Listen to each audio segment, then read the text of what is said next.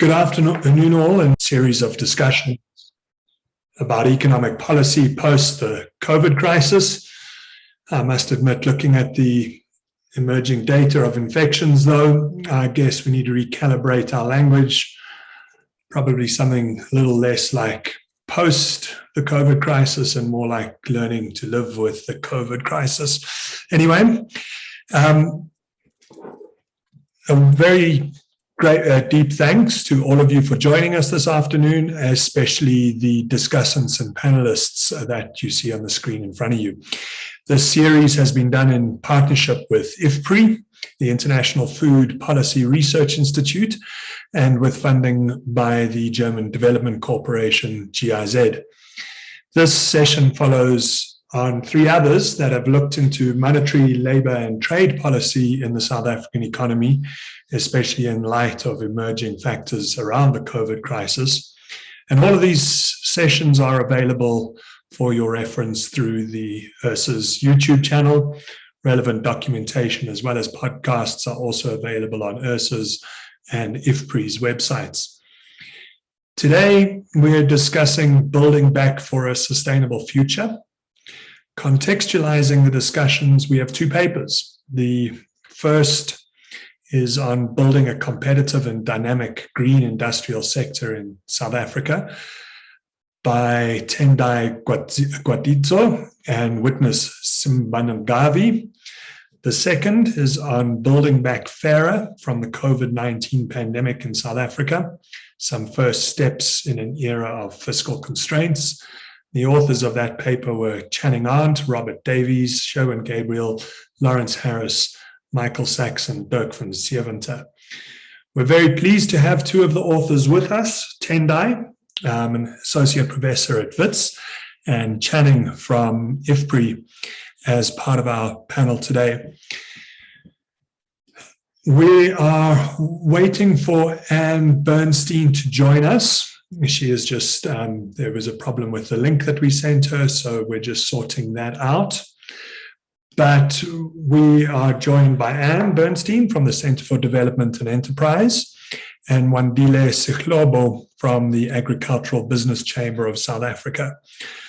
All of the participants have a deep and extensive experience in South Africa and working with economic policy. For those of you that are unfamiliar with the series, the format for the discussions is deliberately unstructured. I don't know where this conversation should go, but I'm excited to find out where our panel of discussants leads us. As the audience, we welcome and we value your participation, so please use the Q&A feature as much as you like. In fact, the more the merrier, and I will do my best to fold your questions or observations into the discussion. We will start with an overview of the issues, taking the form mainly of overviews of the two papers from Tendai and then Channing, and that's by way of contextualization. I will then open up a conversation amongst the panel, and towards the end of our session, I will give each discussant a few minutes to make some final comments. So with that said and done, Tendai, can I hand over to you to overview your paper, and we'll then hand over to Channing to do the same, and then we will hopefully by that stage have Anne and Wandile can weigh in on their thoughts, their initial thoughts about the discussion arising out of the paper. Thanks, Matthew. Let me share my presentation.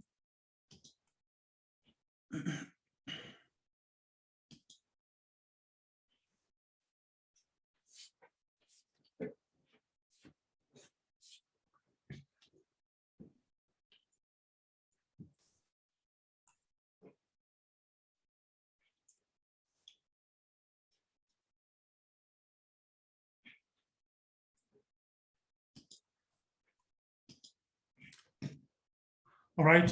Thanks, colleagues. Thanks, Matthew, for the introduction. So this particular paper was prepared by Witness and myself. Witness is at the Reserve Bank. Unfortunately, he couldn't join us. He will probably join us later if it's possible. Yeah. So our paper is basically an attempt to look at green industrialization and how, as we look at recovering from COVID, and how possibly South Africa can begin to rebuild, perhaps smarter than we were doing before. So I think Matthew has already mentioned that we are still grappling with COVID, and perhaps the best way is to learn to live with it rather than to think that it will come to an end soon. Indeed, the pandemic serves as a very big reminder of the effects, huge effects of natural disasters. For in South Africa, like in other economy, there were large negative effects that emanated from the lockdowns that were instituted to try to mitigate the spread of the virus, including firm closures, job losses, your GDP contraction, etc. So indeed, when you look at the impact of COVID, one can really agree with me that indeed it had such a significant impact on the economy itself. But perhaps the climate change could actually have more devastating effects on the economy as well. There are perhaps some similarities between the two, the COVID and climate change, in the sense that there is a huge downside risk, but there are also a number of differences. If you, for example, look at the fact that the impact of COVID is quite immediate, it's quite sharp, but there is also a possibility that economies may witness rapid recovery from COVID. But when we look at climate change, its effect could be persistent, long-term, and perhaps even more difficult to mitigate and recover from. So if you want, you could actually think that perhaps climate change is here to stay. COVID, perhaps it's something that we may recover from soon, although there are others that argue that perhaps what we may have learned from this particular pandemic is that there are possibly going to be more frequent disasters or pandemics like COVID that we may have to deal with in future. But we can also learn a number of things from COVID. One thing that we can learn perhaps is that it may present us with an opportunity to rebuild better and smarter, taking into account the impact that our production or our consumption has on the environment. So with that in mind, our objective really is to explore some of the challenges and opportunities of greening the South African industrial sector after COVID. We will consider some key initiatives and some progress to date, focusing especially on the manufacturing sector. We will conclude by looking at how green industrialization can actually be leveraged to engender competitiveness. So I think we agree that green industrialization is important for any given economy, South Africa included. So by green industrialization, we are basically talking about reducing carbon content of the industrial output. So of course, South Africa, like any other developing economy, is confronted by some negative environmental factors like your environmental change, environmental degradation, and resource depletion. But complicating South Africa's scenario is that its industrial sector, which is a huge emitter, is actually built around the so-called minerals energy complex, which made it one of the major carbon emitters in the world. So why does it matter? Why does green industrialization matter for an economy like South Africa, for example, right? So there are healthy considerations that needs to be taken into account, because we know that high concentration of greenhouse gas emissions are associated with a number of bad health outcomes. Of course, South Africa also ratified the Paris Agreement. So it's now perhaps an obligation to deliver on its promises. Greening also has some implications when it comes to competitiveness. We now know that there are consumers that are becoming more conscious when it comes to the damage that the environment that may happen to the environment as we produce goods. So South Africa, because it produces goods for local consumption, but also exports some of these goods, it must begin to take into account these consumers that are quite conscious when it comes to the carbon content of the goods that it may produce.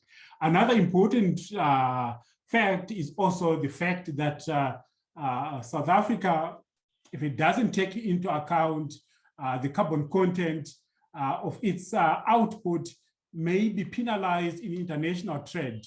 All right, there are some taxes that may be directed at non-performers, and South Africa needs to consider this as it begins to consider rebuilding post-COVID. If we look at the profile of the energy sources for South Africa, the first thing, of course, is to note that it's a major polluter, probably ranked 14th in the world in terms of the total greenhouse gas emissions. One reason, of course, is that it uses coal as a dominant source of energy. So it accounts for 86%. Of about 86% of total electricity generated coming from coal. So that's quite a huge contribution there. And we know that production from coal is associated with high gas emissions. When we look at the policies that are in place, and even perhaps the legal environment that's in place, one can actually see that on paper, there is a huge reflection that South Africa is quite serious when it comes to lowering carbon emissions. So on paper, quite impressive, but then the question could actually be how effective are these legal instruments and the policies that we see. For example, these are some of the policies that are on paper, some of the legislation that's on paper as well, that really is geared towards supporting the transition to a low carbon economy. Of course, the question would be, do we have policy coherence? Do we have any effectiveness when it comes to these policies that are in place? So I'm just going to briefly look at some of the different environmental indicators that we have. For example, on the left panel there, we can see that renewables account for a very small proportion of total electricity generated in South Africa. Between 1990 and 2012, it's accounted for about 2%, a significant jump post-2014, but even then accounting for just about 7%. So renewables account for a very small proportion of total electricity generated.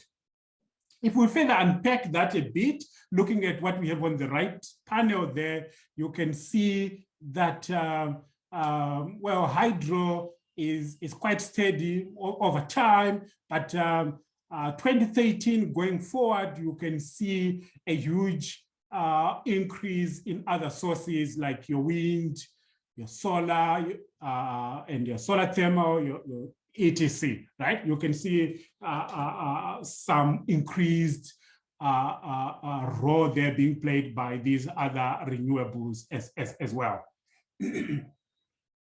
Perhaps another important indicator or picture to look at is the extent to which one can decouple GDP from, say, resource use.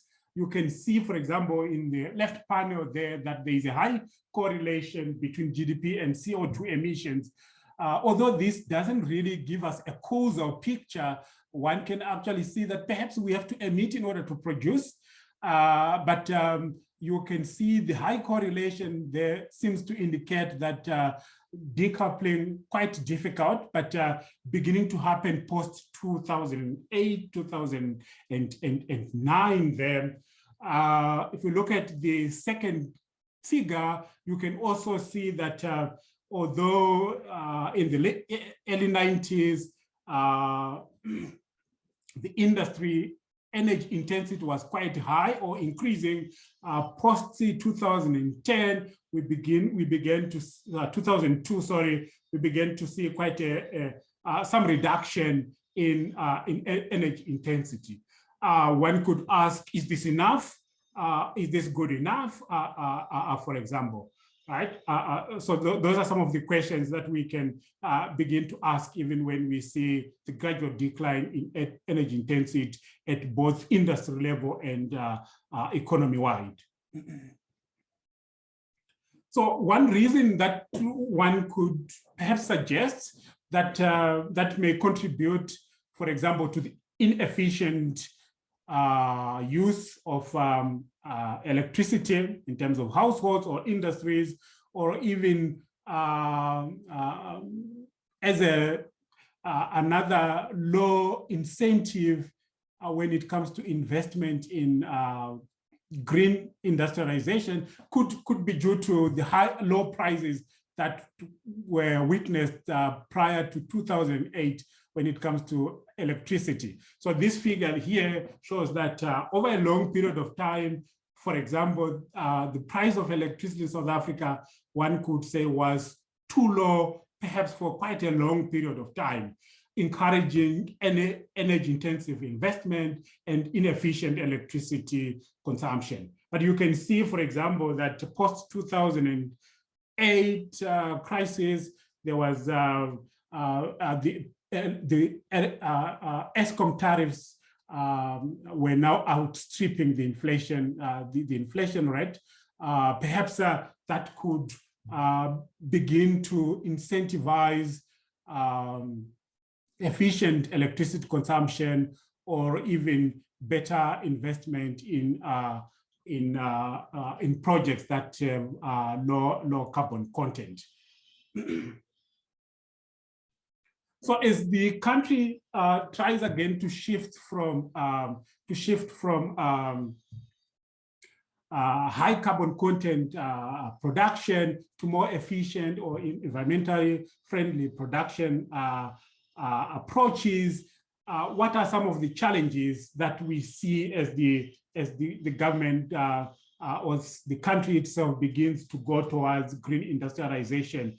What are some of the challenges that the economy faces, right? There are a number of these challenges, whether it's related to low skills, whether it's related to the financing by the financial system itself, the technology, institutional arrangements, or even the political economy itself, right? The move towards green industrialization, or in South Africa, largely moving from coal to other renewables, is compounded by a number of factors, including, for example, high levels of unemployment, poverty, inequality, very powerful trade unions that are afraid that such a move, if it's done aggressively, may perhaps result in job losses. Another complication is an inefficient state-owned electricity company, which has, of course, vast market power. So those are some of the complications that the country faces as it begins to transition towards green industrialization. So these different challenges also can explain the reluctance by the policymakers or the government to aggressively force transition towards green industrialization. Instead, perhaps preferring a more gradual approach to decarbonization. Another challenge is around policy incoherence, for example, across government departments, even across sectors as well. Hence, we see, for example, when the government is pronouncing, or when you look at the policies or even the legal framework, that there is that great desire to go towards green industrialization, but at the same time, you see mega projects like your Medupi, your Kusile, etc. So there's that contradiction that on paper, we see the government desiring to go towards green industrialization, but at the same time, you see high carbon content projects like Medupi, Kusile, for example, also being put in place. The financial system itself also perhaps not sufficiently supportive of risky green technology investment. We are beginning to see though banks, for example, stating that they are reluctant to, for example, finance new core projects, for example. But we do also have some opportunities. For example, Tendai, just can I interrupt you? If we can wrap this up quite quickly, please, that'd be appreciated. Right. Thanks, Matthew. Just this slide. So, for example, there are a number of opportunities. One of them is the fact that a large number of some of the core plants are actually reaching their decommissioning state. So perhaps these will need to be replaced with renewable energy. The shortage of electricity itself, although it's a challenge, it may also present some opportunities in the sense that perhaps in an attempt to increase supply of electricity, we will begin to see more and more renewables coming in as well. South Africa is well positioned in Africa to participate, for example, in the production of green goods that may be used as inputs as more and more countries actually move towards green industrialization. So I will stop at this point, Matthew, and then I can perhaps listen to questions from the colleagues. Thanks very much, Tendai. And while Channing loads his presentation, let me abuse my position to just table two thoughts that came to mind for us to think about as we talk forward. The first is, I think the paper does a great job of explaining the fallacy between the competition between economic growth and sustainability. Practically, there are very complicated short-term costs and long-term benefits that are colliding. And how do we kind of resolve, how do we make that a real compatibility, the compatibility between sustainability and development, when you have comments by politicians, and they're meaningful comments, along the lines of, we support a low carbon economy so long as it doesn't harm economic growth. How do we begin to get past that idea of a competition between economic growth and sustainability? It's not a question directly to you, Tendai, it's just a thought for the panel. The second thing is, for good reason, a green industrial policy looks a lot like an energy supply policy. It looks a lot like introducing renewables and other less carbon intensive sources of electricity generation. Is it true that it is so heavily skewed in that direction? Or are there other important things within the industrial policy landscape that might matter? Channing, are you loading up your screen? Tendai, you need to stop sharing your screen and then I can share mine. Oh, sorry, Chan. Okay. Let me see. Oh.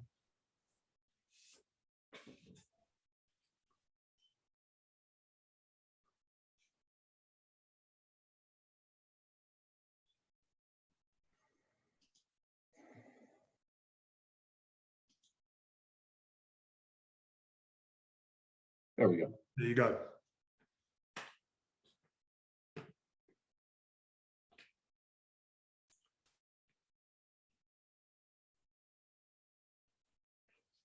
Okay, are we seeing it? All good, Channing. All right, let me put this into presentation mode. There we go. So should I take off, Matthew? Go ahead. Great, thank you. So thank you for having me here today, talking about building back fair from the COVID-19 pandemic. Some first steps in an era of fiscal constraints.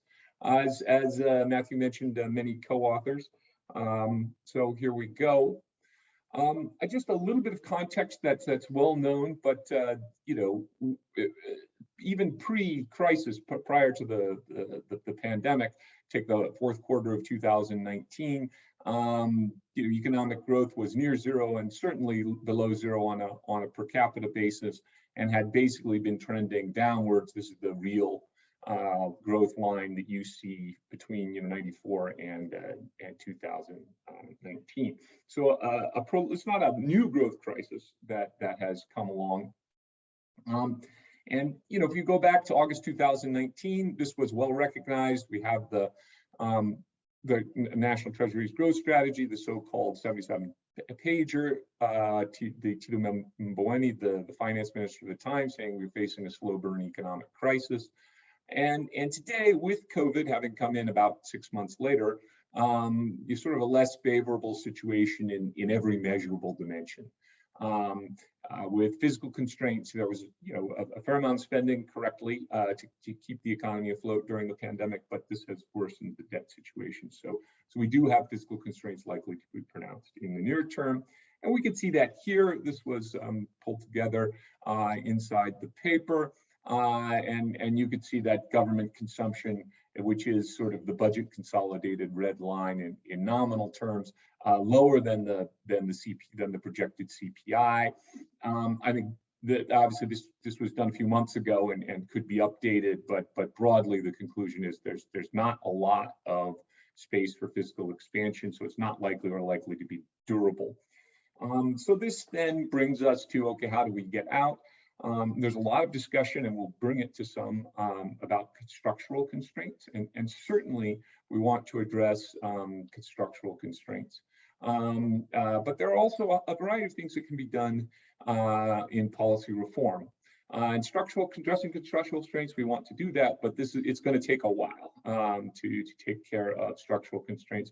One that we be thinking about here is the skills constraint, and certainly the way to take care of the skills constraint in the long run is to have effective universities, which you have, and gradually more effective primary and secondary school system, grade school system, and that also appears to be coming on along the way. But this is going to take a lot of time. So what can be done in the nearer term to move in a variety of domains? And the paper goes into 3 areas of focus: skills, which relates to the educational system, food systems, nutrition and health, and urban structure, all of which face structural constraints, but also have some policy possibilities or focuses that could be taken on. These are not new areas, they're broadly in line with what the 77-pager, but we're adding some detail and discussion around those. I underline skills because in order to keep to time, I'm just going to focus on those, and then we can get to the discussion. Wandili perhaps want to talk about food systems, nutrition, and health, and we're happy to do that. But just in terms of the presentation, we'll focus on the skills side. So obviously, in the long run, like I mentioned, we want to enhance the educational system. It's structural. In the short run, policy that allows for immigration of highly skilled people to join firms is something that could alleviate this constraint of highly skilled people. So first, I'm going to try to point out the evidence of South Africa as an economy that is powerfully skilled constrained. And there's a series of things. This is work that we didn't do, but we can cite. So the panel on the left there is from Branson and Librand. It goes back to 2012. And it's showing the ratio of wages by education level to those of primary education or less. But so basically, this line up top here is tertiary educated labor relative, their wage relative to essentially the unskilled wage, going from 1994 to 2010. And it's important to point out that, in the immediate post-apartheid period, post-1994, the notion was that this was a relatively high number, that this ratio, around 5.5 or 6, was pretty high. And what's striking is it rises, and it rises by a lot. I mean, in the United States, this ratio went up by 10%, and people are saying, oh, that's or less, that's a big rise. This went up by 50% or more between 1994 and 2010. So the opening of the South African economy and the drivers in terms of government expanding and bringing in people had big effects in terms of, or this trend is clearly present. It continues. A second source, this is Wittenberg. So this is just wages at percentile. So this is the ratio of the 90th percentile to the median. And we see almost exactly the same story extending out through to the fourth quarter of 2012, and almost exactly the same ratio, more than about a 50% or more rise in the ratio. So, and this is the big driver of continuing inequality in South Africa. That's been shown. More recently, we have Bastian Willard, who produced a paper in 2020, and on the left here, this is sort of income or total household income drawn from the tax data, drawn from SARS, essentially. And it's a subset of the very top level tax returns from 95th to the 100th percentile. Actually, a few of these are excluded at the very, very top level, but this is the big earners in South Africa.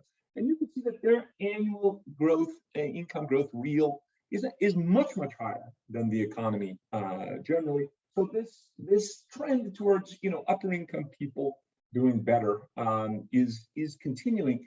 And the right one shows you that it's wages still. So all of these orange bars, that's salary. Then other parts, bonus, commission, director, these are also all considered wage income. So wage income is a huge share, even until you get to the 99.9th percentile of earners, right? So once you get to the very, very top, a handful of people are earning mainly out of capital, but most people who are putting in tax returns are claiming income via wages. So wages, this is a big deal. We're seeing it, and basically, we're just taking the economic intuition here. If the price is going up, this means that demand is outstripping supply. It's almost as simple as that. So there's strong evidence for these constraints, and they continue all the way up until the very most recent data that we have, which I believe Ingrid goes through 2015, 16, something like that. So here we run a simulation using the South African General Equilibrium Model, a version of the model that the Treasury also uses. And all we're doing is a very simple simulation here where we're increasing the supply of high earners, or the stock of highly skilled and experienced workers, by about 1%. So we figure this is around 11,000 high earners, earning more, 3 times actually, than the average for tertiary earners. And what we get, and we let everything else loose. So the skills constraint is the binding constraint on the economy. You can get more employment, you can get more capital, and that's shown at the top here, and you do. And then GDP terms, so 1% brings you about a 1.21% increase in GDP overall. Taxes rise, and it's trade intensive, so it's pushing towards exports, sort of along the lines of what Tendai was talking about, that skills being a pretty big component of the South African export basket. So it's pushing in that direction as well. And these are, very, very strong impacts for, a policy is looking at, something like 30 people arriving per day in Johannesburg and going to work, but high earners driving quite a lot of growth. So these are the observations, increased growth, employment, revenue, exports. You're also getting reduced inequality. You're going to get that for two effects. First, mainly as you bring in greater employment of unskilled and semi-skilled labor, that's going to improve the inequality reading. But at the same time, you are exposing highly skilled South Africans to the full force of international competition. You don't expect unemployment to occur because unemployment basically doesn't occur amongst highly skilled and experienced people anywhere, including in South Africa. But you would expect mildly lower wages and more competition. So there is that fact. This is not a new idea. There have been people, Houseman and others, pushing this since at least 2008. Internationally, it's certainly done. United States, Canada, Denmark, many other countries have policies to bring in skilled migration. And, it's been a part of South Africa's, a potential part of South Africa's growth strategy as well, mentioned in the 77-pager. There are important links to Black economic empowerment here and there too. The first just relates to the rules. And it's a potential that if you're trying to bring in highly skilled people, you may loosen the border restrictions, but if you don't look at what's going on with BEE regulations, then you may not be able to bring in anybody anyway. So that's just something that needs to be looked at. I think there is also a very positive aspect to BEE here. We are seeing an increase in unemployment amongst recent graduates with tertiary degrees. And this is a big inefficiency. The society has invested a lot in recent graduates. But it's also, there's been a great big effort and very successful to bring previously disadvantaged groups through the university system. And what these people need are bosses and mentors. No company in the world takes on a very complicated project such as these kinds of industrialization projects that Tendai was talking about, or energy projects, with just college graduates or recent university graduates. That doesn't happen. You have to mix them with skilled people in order to get them to be productive, tell them what to do to grow their careers. And that's something, along with the growth, that's missing. So I think that there is a very positive perspective to the economic empowerment dimension here, going into some of the best jobs on the planet. So this is all, like I said, something that can be done with changes to words on pieces of paper rather than massive investments or new revenues or things, and it can come in fairly fast. So the other points actually aren't quite as quick as this, but are quicker. But I will stop here in order to allow for the conversation to take off. So that's what I wanted to bring up. Thanks a lot, Matthew. Look forward to hearing the comments of the discussants and the questions from the audience. Thank you very much, Channing. And yeah, both of you, those are both excellent and I think very important papers for where we find ourselves. Certainly have been written in a way that is accessible to an informed audience. So that's I think very valuable too. And I'm going to hand over to you, but while you prepare, and then I'll hand over to Andile. While you do that, while you get yourself organized, I'm going to again just abuse my position and table two things that I found interesting in the paper from Channing.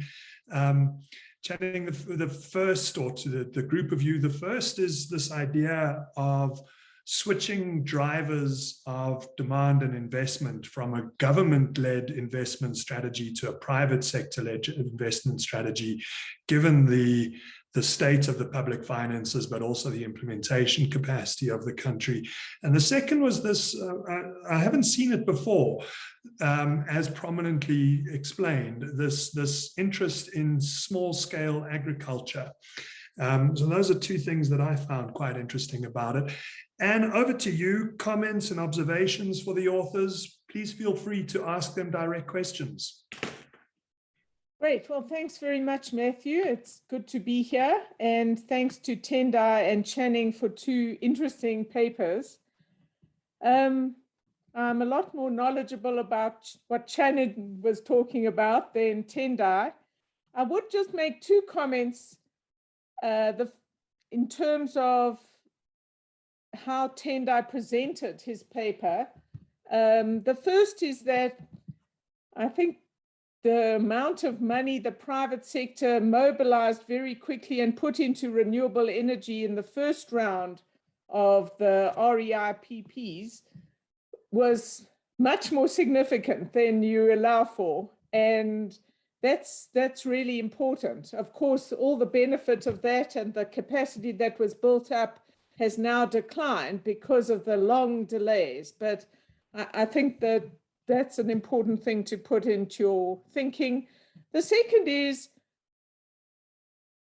I think it's really important in South Africa that we all are cognizant of our weak, declining state. So it's very difficult to, and I'm guilty of that as much as anyone else, you know, we like to talk about the government as though we had a normal kind of cabinet with everybody or the vast majority of people working hard and dedicated to the national interest. I don't think that is the case. It certainly wasn't the case in the Zuma years, and I'm not sure it's improved very much at all. So with a few exceptions, it's hard to talk about the government. And I think we need to think very hard about what that means for policy. Let me move on to the skills issue, because I know a lot more about that. And we've been calling for this since long before 2008. So I'm delighted to see this research, Channing, especially the link between wage inequality and an expansion of foreign skills. I think there are a number of issues that need to be thought about and reflected on. The first is what one means by highly skilled. We've been saying we think that the line should be much lower than that. I don't know what you mean by highly skilled, but I would put it as low as possible. People with some entrepreneurial experience and, let's say, a tertiary qualification. So that's how I would see South Africa's need for skills. And it's not just the numbers of, you know, this is a thumbsuck invented by an economist I know about 10 years ago as to how many unskilled jobs were sort of vacant in South Africa, and that how many skilled jobs and skilled people South Africa needs. That's where the 800,000 comes from, and some statistical guess. But it must be much higher if the economy starts to go. So it's about 800,000 now, but it will be much higher if we are to get any growth in the next sort of phase. The second is, you made a comment about this will really help firms if we get more skilled people. I wouldn't put it that way. It will help. The universities are desperate for university lecturers, about 800 categories when we looked earlier this year. We have a shortage of medical personnel, of all sorts of people. And our view is that the approach to linking this to existing firms and jobs is the wrong approach. You should open it up much wider. So I'm in favor of opening South Africa's borders to as widely as possible to skilled people, wherever we draw that line. And we are totally opposed to the way in which government has interpreted this in the president's reforms in terms of a critical skills list. We think this is the wrong approach altogether. And I'd be happy to talk about that, Matthew, if we had more time. So let me, time is a factor, let me stop there. A lot of comments. I'm excited that Channing and his colleagues have come out strongly in favor of skilled immigration, but how this is interpreted in policy terms is going to be really important. And that is the fight going on now in the Treasury. Thanks. Thanks very much, Anne. That's very helpful. Channing, a couple of things for you to mull over and come back on, I think. Wandile? Yeah, thanks, Matthew, for that. And also thanks to Tendai and Channing for the papers. I think both papers are great. So thanks for those insights.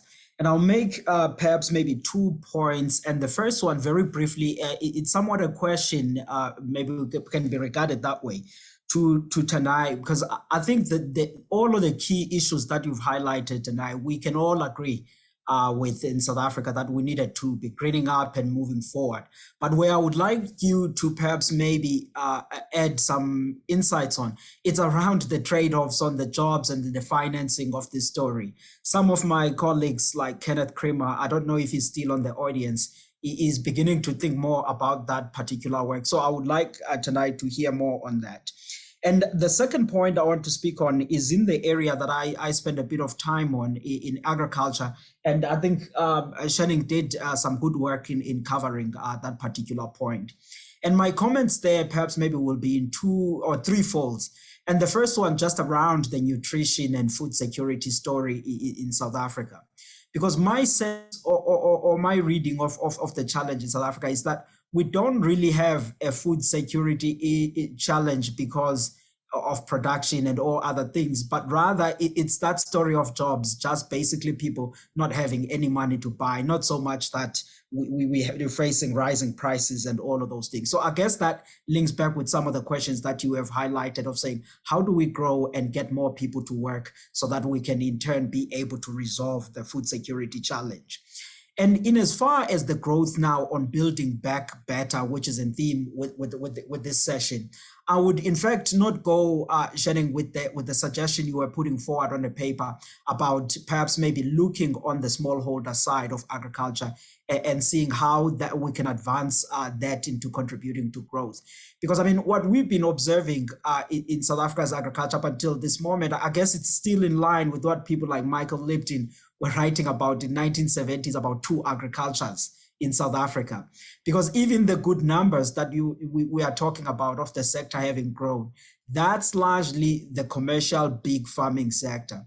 If you were to segment those numbers and look at the smallholder farmers, I mean, productivity is still very poor. There's not much growth that is happening in that end. And I think what we should be thinking a lot about is to say, how do we uplift that part of agriculture and perhaps link it in with the major commercial agriculture side? And doing that then will bring us to the very points that Anne was speaking about in terms of saying we don't have much state capacity that can assist in doing that. And I would add there to say also just the political nature of driving some of these things forward. It remains a challenge in South Africa because I think we know what needs to be done in as far as agriculture. We talk a lot about state inefficiencies in state administration. Either those are technical things that are related to livestock and all kinds of nice things that can uplift the rural economy. The infrastructure challenge, I think we have highlighted them in the borders, in the roads and all of that. It's about how do you finance then and bring private sector and government to address all of those things. And security, land needs, and all of those. So I guess for me, those are some of the interventions that will be necessary if agriculture is to uplift some of the potential that is currently underutilized and contribute to this story of building forward and really contributing to our growth narrative. Let me stop there, Matthew, for now. Thanks. Thanks very much. I think first, let's look at this issue of the trade-offs on jobs and financing. I think that it connects with what I was trying to say in my first observation, that there is this, in practice, quite tangible trade-off in the short term around development and transition. Wandile has identified the issue around trade-offs between jobs and financing. I would like to hear both Tendai and Channing's views on this. Who would like to go first? Thanks, Matthew. Maybe I can go first. So thanks, Wandile. Thanks to Annie as well, and thanks to Matthew as well. So perhaps the starting point really is to say, at the moment, South Africa faces some kind of an electricity crisis. So we do have some kind of a shortage when it comes to electricity. So one can argue then that it's possible to increase investment into renewables without necessarily cutting or reducing or cutting out coal as a source of energy. Because where we are now, it's possible to significantly invest into renewables without necessarily cutting out coal as a source of energy. But perhaps there are other important ideas as well. For example, other countries are actually beginning to transform. What are the implications for South Africa if it doesn't, right? So perhaps that's another question to ask, to say, if we stick with coal and everybody else around us is transforming, what are the implications when it comes to trade, etc.? Are we, for example, going to continue to produce goods whose demand is declining over time? The consumers are becoming conscious and they are probably going to gradually reduce demanding high carbon content goods. So if we continue producing high carbon goods and we want to export them out there, are we not going to be in trouble there as well? And also perhaps if we don't switch now, are we not going to see those switching costs increasing in future as well? So I think those are some of the issues that we may need to consider as we because really the highest source of these emissions is coming from coal. So we really need to consider moving away from coal. How do we do that without compromising on jobs? Should we just wait, or should we begin to really be aggressive on this, given the dire consequences of not acting now, especially in future?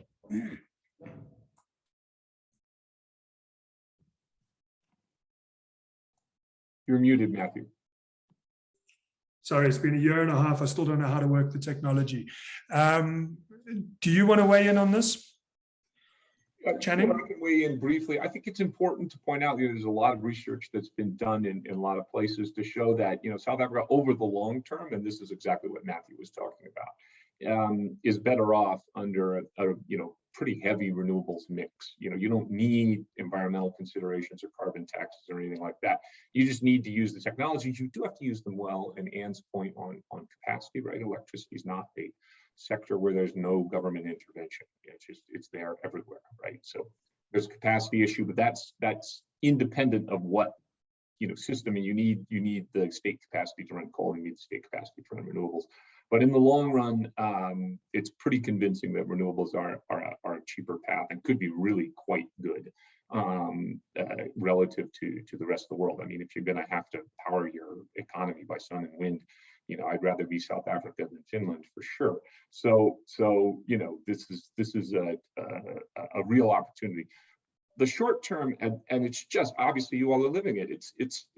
It's awful. It's really, really hard to get out. And there's been all sorts of issues. I mean, we could talk, and this is 3 seminars for 3 days or whatever on all of those barriers. I did read, coming out of COP26 that there is some, international help potentially coming on that transition. And that's wildly welcome, and I think it's a credit to some of the work that's been done in South Africa, looking at having a real sense of what the transition issues are and a real sense of where the economy wants to go in terms of the electricity generation mix. And I think I was really hopeful in negotiating this particular agreement. So hopefully with electricity, it'll start to go forward. It is true that broadly, if we're going to have growth, that almost always means some sectors expanding and other sectors contracting, and so we just have to deal with some kind of transition issues. So that's what I would say in those areas, Matthew. Do you want me to go on to the other comments, or how? And do you want to come in on this before Channing goes on to the other comments? No, well, I saw you take a breath at that point. Yeah, let me make one comment, which let me sort of stir things up. Please. There's no doubt in my mind that the issue of nuclear has to be discussed in South Africa as one possibility. I don't know what the job consequences are of X percentage of nuclear, but because of the state of the state and because of corruption, because of the particular composition of the cabinet, it's very problematic to deal with nuclear and Zuma and so on and so forth. So this is an example of one aspect of what I'm talking about, that you have to start policy discussions with a recognition that we're not South Africa of 15 years ago, where we had a serious state, we had a state overwhelmingly committed to the national interest, not perfect, but in all sorts of ways, you could have a serious conversation about that. Now it is extremely difficult. So I just want to say, I think that applies to all policy issues, and that needs to be an underlying theme of the discussion. To Matthew's big question. Sorry, do you want me to stop? No. I think that's a great segue into the immigration issue where, I think Channing's work, or the Channing and the co-author's work, indicates very obviously and very clearly the benefits that can be attained through, let's call it, skilled immigration, both to GDP growth, but also to non-skilled employment growth or lower skilled employment growth. The instruments for making that possible and managing that in the national interest really seem quite obvious, yet the policy space is completely seized up and sclerotic, to not be too unkind. So yeah, let's segue into that, Channing. Sure. Yeah, I'm still on. Okay. I think that this is a really good question that Anne, and I'm pleased, that the basic idea is there and accepted. There are, if you look internationally, right, the criteria that I would use, and this was what was done in Denmark. I actually went there on exactly this kind of a program. This is how I, immigrated to Denmark and worked for several years. It's a wage criteria with some exceptions. So basically, if you're a private or an organization in Denmark, this was at the time in '96, and you were paying X or above per month to this person, then that person was considered skilled, and you could hire them. And it was a very, very simple, broad criteria that applied, and so you knew what the rule was, and firms operated on that basis, and it lasted for a certain period of time, and then you had to deal with, okay, people want to stay in it, and so forth. But that, I think, worked very, very well. The exception is what I came in on. I was at the time an academic. Academics don't earn that kind of money, so I think I was earning half the level of what what the line was. But universities, research-intensive universities, were accepted. And so if you had a certain skill qualification, such as a PhD, then you could go and work. The universities didn't have to go through a big, long process of getting somebody to come in and work at the university. And you could think of other organizations that you might wish to privilege in that way as well. But certainly the universities in South Africa would be prime candidates, because they're the ones that are meant to get you to your long run solution, which is you're producing enough skilled people yourself. And so this is, you're helping both the economy and the thing. But I agree completely with Anne that yes, the modalities are really important, and how you do that is absolutely crucial to the effectiveness of the policy.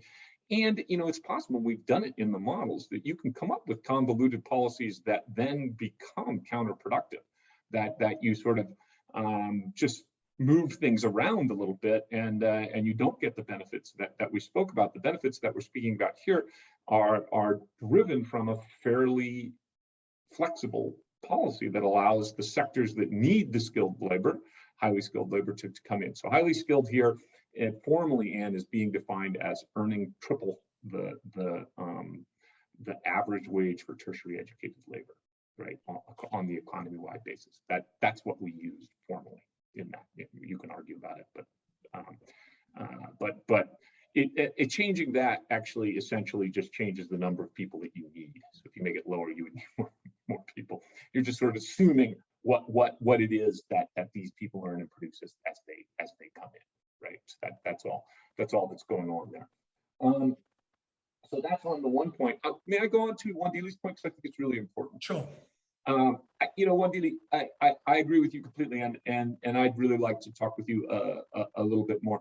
My impression is that we can't just wish away land reform. That's not possible, right? That you need to come to grips with land reform. There's a bunch of other things that South Africa really also needs to come to grips with. One is, your diets are terrible, especially for women, right? Your obesity rates are really rising, right? And this really points to fresh fruits, vegetables, a healthier diet that's more accessible to people. I think you can combine these two things together, right? That if you go, what is it, and this is where Michael Lipton has a point, right? If a small farmer is going to have an advantage, it's going to be in the time and attention that farmer can deliver to the land that he or she is farming, and typically it's relatively near to them. So that means you want relatively high value stuff on that land. That's fruits and vegetables, right? So now you've got to work around that basic reality. You want to clump them up together, because they also, and he also agrees, and he has a point, it's correct, so there's high transaction costs, right? They have transaction costs on the input purchase side, they have transaction costs because they're small on the output purchase side. So kind of clumping them together, producing these higher value crops, especially the fruits and vegetables, getting them to your communities to improve diets. This is a win. It may not be the world's greatest winner, but you're already doing a whole bunch of things around this. The thing that's killing your commercial sector is the wild uncertainty that's around land reform, or at least it was. And who's going to invest to drive this sector forward? So I think that the short-term thing that can unleash this commercial sector and also help with other issues is trying to go after getting that uncertainty to go away, and it's not going to happen by saying, oh, let's not do land reform, uncertainty's all gone. No, we need a credible program that's going to hopefully work for a while, that then leaves certain parts to be invested in, and this is what's going to go forward, and this is what's going to change. I will add one deal, and I think that you guys need to think about this quite a lot. Obviously we're headed towards things that use water, right? Once you go to fruits and vegetables, right? So all of a sudden it's not land reform anymore, it's water reform, right? That's the big deal, right? And once you start taking away water from high value goods, then your potential to do harm, your potential to do good goes up, your potential to harm goes up as well. So you have to be quite careful about the whole thing, and I think it goes back to Anne's point on state capacity and so forth. But those would be that's the idea here. It's not let's have a smallholder-based agriculture for everything. I mean, obviously, that's just not going to work. But for certain things, it's the way to go. And you know, there are realities in South Africa that have to come to grips with and in the policy space. Right? Thanks, Channing. Some excitement coming together, which is great. And I see the hand. Before I ask you, Channing, there's a quite technical question that hopefully can be dealt with quite quickly from Andrea Messiah, which I think links to Jason Davis's question. He asks, can we flip around the elasticities in the CGE model showing the effect of skilled immigration shock? In other words, if it were a skilled emigration shock, can we just reverse the signs, or more or less? And Jason Davis asks, although it's also, I suppose, more of a comment, a bit of a comment, what about the brain drain professionals are leaving across the spectrum? And of course, Rob Davies makes a similar comment a little bit further down. So if you wouldn't mind just talking about that issue of Andrea Messiah's, and then how very quickly how you locate the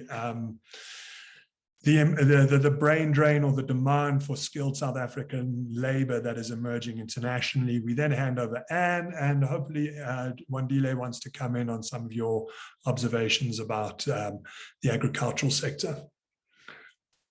Okay, so the short answer on the technical question is yes, more or less. You know, as a first cut, you reverse the signs in a way,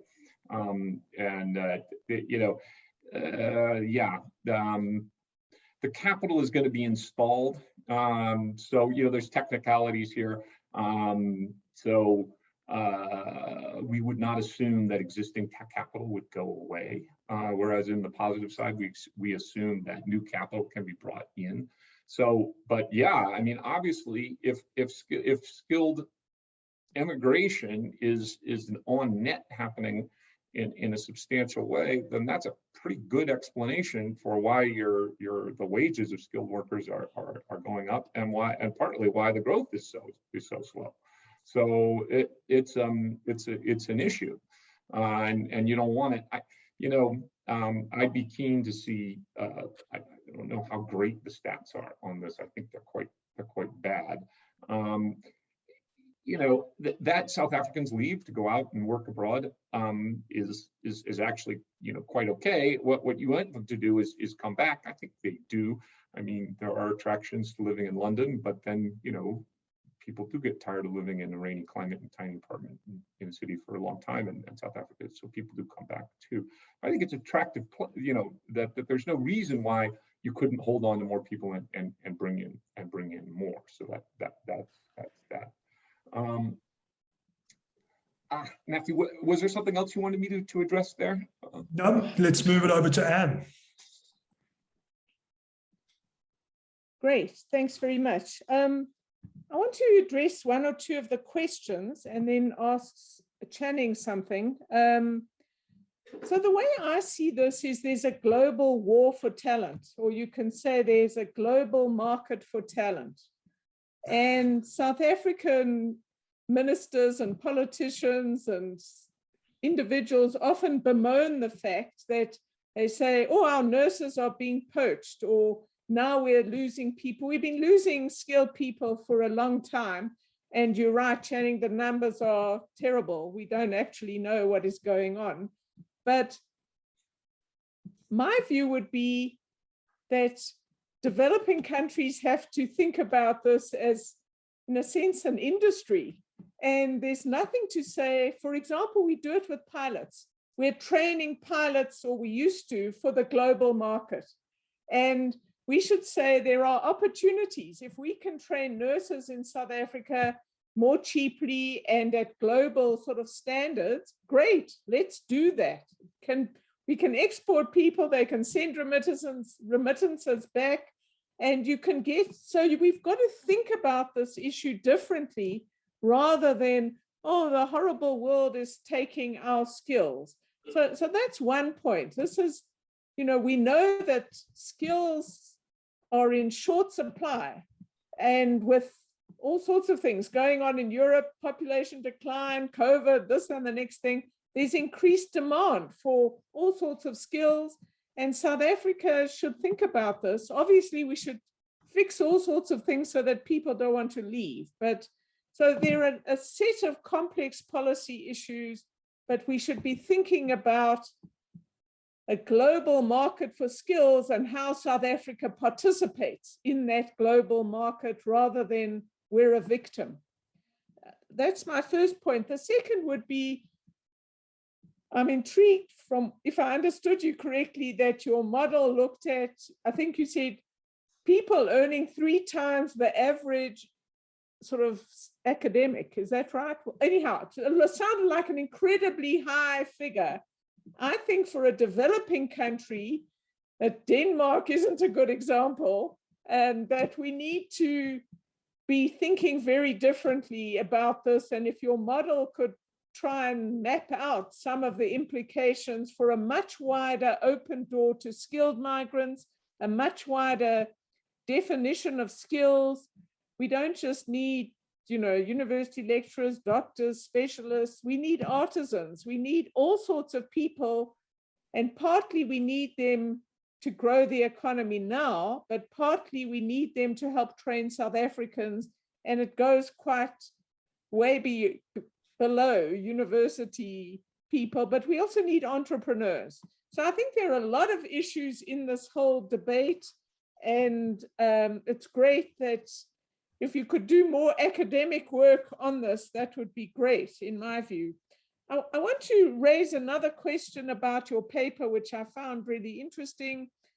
I'm pleased that you did start looking at the urban spatial issue. And your paper, after all, says here are 3 policy things that could be done now, cheaply and quickly. So I agree 500% on focusing on the cities and growth. I think one's got to go further and deeper than you guys did. I agree with you about what you said. I think one's got to think differently about who's building our cities and what the South African housing policy should be. And we've issued a document last year on what's happening in our metros.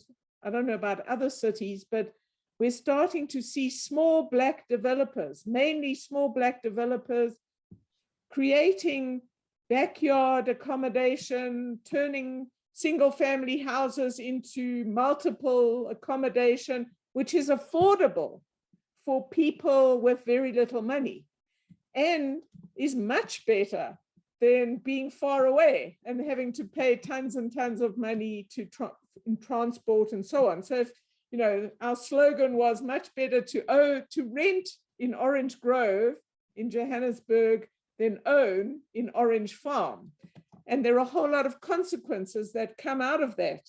If you can use, we need to densify the cities, and people are doing this, and we need to support this. So I think there's a lot to talk about in terms of urban development, urban policy, and a lot of which is happening, and the country can't afford our current housing policy, and we should be debating how we use that much more effectively to support this wave of building affordable, accessible, and much better located accommodation for people. Thanks, Matthew. Pleasure, and thank you very much. We are starting to run out of time. I do want to close with a question to each of you when we get there. The question is going to be, very quickly, what is the most important policy failure? Where are we letting ourselves down the most from your perspective? And secondly, what is the most important research question, or the thing that if you could see some research on in this space, what is it? What do you think it should be? I want to hand over to Wandile. Channing had made some quite interesting and I think useful comments about the agricultural sector. In particular, Wandile, I would be very interested in hearing the experience with organizing small-scale agricultural production for commercial ends. So if you got any thoughts on what Channing was saying, that'd be great to hear them. Yeah, thanks, Matthew, and also thanks, Channing, for those comments.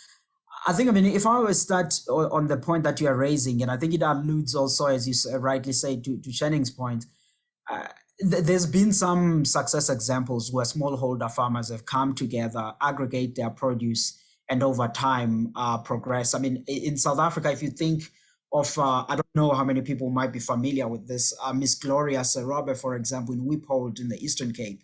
Those are some of the people that on the ground, they've began, it's agribusiness led by Black women. And right now, if you look at their numbers and you look at where they are in terms of progress, they are competing in the usual markets like anybody else. And the volumes coming out of there and just the upliftment of those communities out of the money generated in that agricultural, those agricultural farms have been great over time. But I do think, though, to kick the ball forward, I mean, for South Africa, for me, in your questions of research of saying, what are some of the things folks should be thinking about? And I guess this is not only for us in the panel, but even folks joining online. I would like to hear more about how do we improve and get our state capacity to be more agile?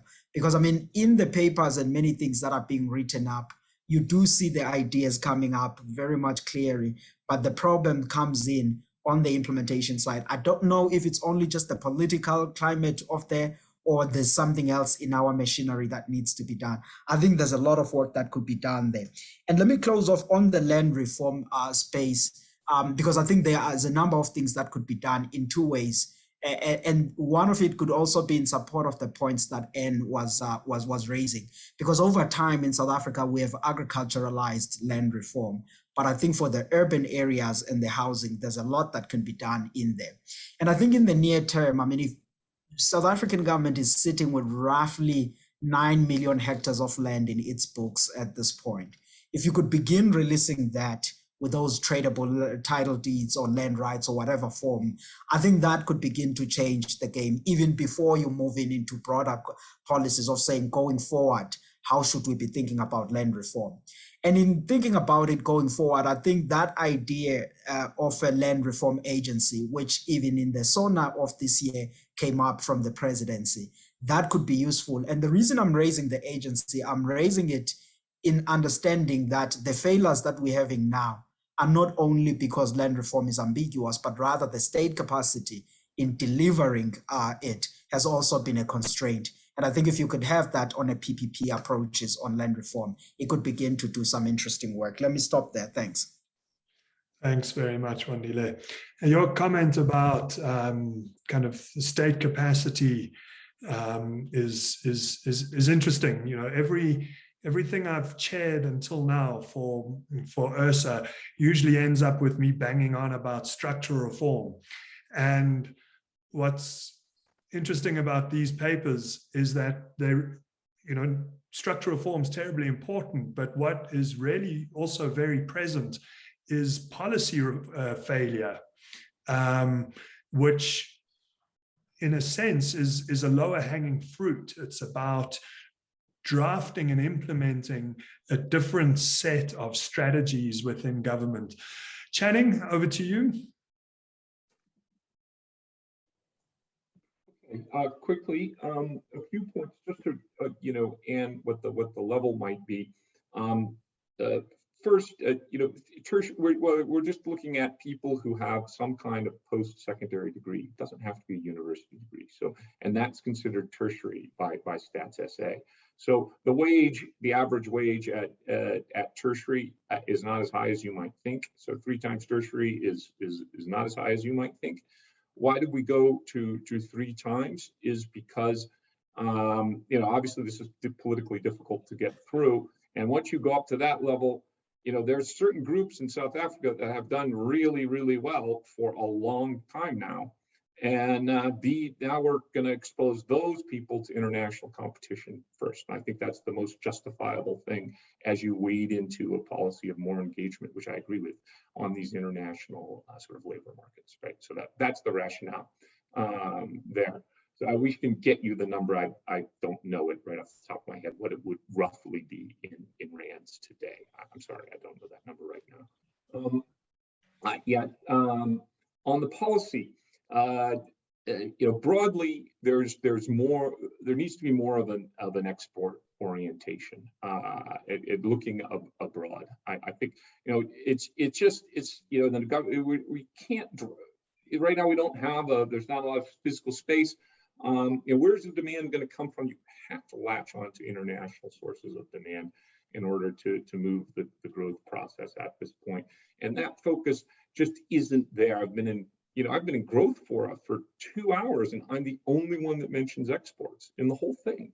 I mean, that just doesn't happen in India, for example. That would never happen.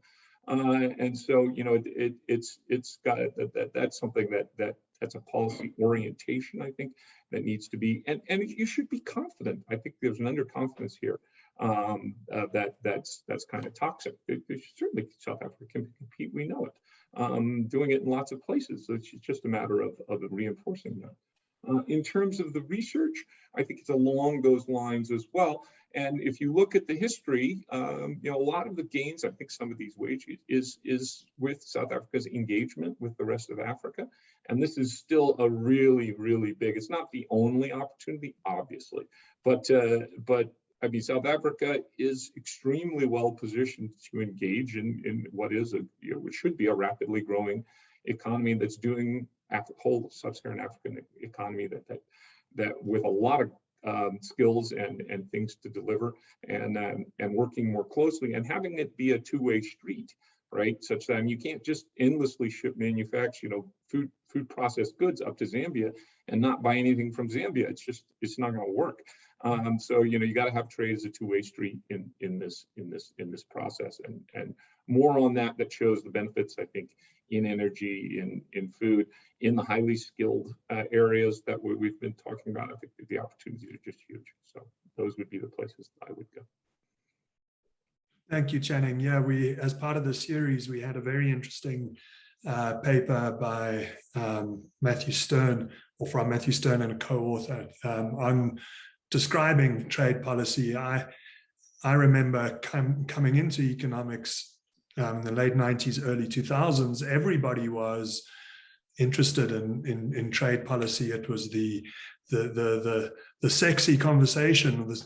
If such a thing is possible for economics, it was the attractive topic. And it's extraordinary to me that it's just something that nobody looks at or thinks about. An interesting comment that there's a kind of self-confidence issue around it. Tendai, where are we letting ourselves down, and what is it that we should be researching?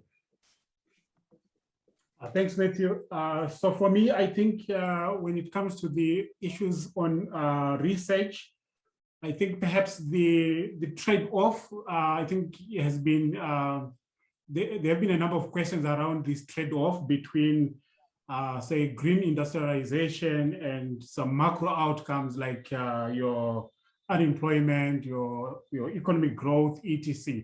Perhaps Channing and others who are into CGE modeling may want to further unpack that so that we really better understand the short-term, long-term effects of green industrialization on some of these outcomes.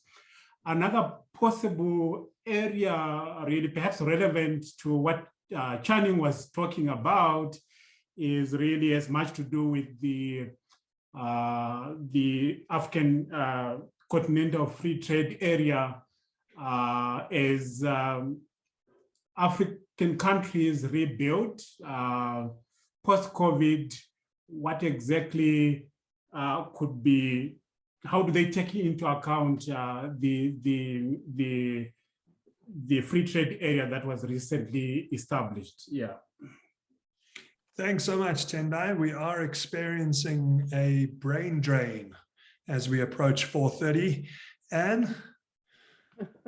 Yes, I'm part of that brain drain at 4:30, exactly. So my answer is, well, two things. The one is I agree with Channing about the importance of exports, and I'm currently involved in a little battle about localization on exactly this topic. So it's a bit sensitive. To my mind, the most important policy failure in the country at the moment is a very difficult one. It's a failure to recognize how weak and corrupt and unable to do almost anything the state is. And until you do that, which is extremely difficult, I know, we aren't going to make progress. So we keep relying on the state as though it really exists, when actually it's primarily a bunch of thieving sort of looters and incompetence. And you can imagine if you're not one of those and you work in government, I'd hide under my desk, which is, I think, what a lot of people do. You don't know who's a crook or whose agenda you're on to implement whatever. So that is the key policy failure. And until we say that's the reality, now what do? We set up a separate agency if we can, as Gwatidzo suggested and others in the rural areas, or whatever. But, you know, to think that a failing state can be at the heart of an economic recovery strategy is a fundamental error from day one. And that's where we are now. I'm going to leave it there. Thanks very much. Thank you, Anne. That is indeed an extremely sobering point for us to end. It reminds me of an interview I heard a couple of years ago with the previous minister of the DPSA, where Anne Josephs on 702 was saying to him, you know, so many civil servants are corrupt. And he said, you know, you've got to keep in mind that there are many, many civil servants that work hard and in the interests of the people. There are many of them, maybe even more than 50%. And I thought to myself, come on, are we aiming so low? Anyway, difficult issue to accept, but also a difficult one to confront. Thank you very much, Anna. I understand you have to go. To everybody else, thank you very much for your attention. To the speakers, thank you very much for giving us your time and an opportunity to engage and discuss these issues with you. All of this is being recorded, will be posted on the ERSA website and YouTube channel, and the written documents, I think, for across this series are a particularly useful resource available both on the ERSA website and IFWI's website. So with that, at exactly 4:30, thank you very much for your attention and have a good day.